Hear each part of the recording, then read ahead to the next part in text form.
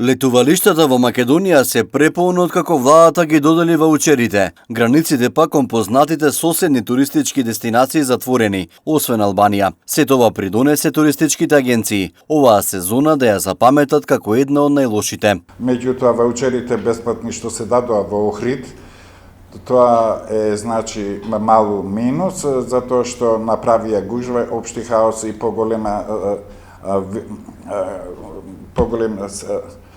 ситуација да наведат за добивање на заразни болести. Слободна е границата кон соседна Албанија, каде не се бара тест за коронавирус. Но за оваа туристичка дестинација, луѓето се помалку се одлучуваат поради страф од коронавирусот. Ако до лани во една смена одеа по неколку автобуси, сега луѓето кои се одлучуваат да одат на одмор на Јадранско море, кај нашиот западен сосед, седва и неколкумина. Годинава групи не правиме, меѓутоа по потреба, значи секој дневно организираме превоз минимум 100 евра е за 7 ноќевање, односно полупансиони со појадок и вечера,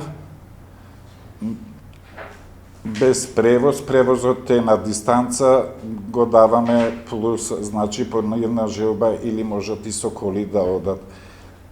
Можат слободно да одат, мерки во Албанија нема, никакви слободни се луѓето, не размислуваат, али и таму е дистанцата, значи не мора групни собирања или ноќни животи, ноќни барови, посети и така да.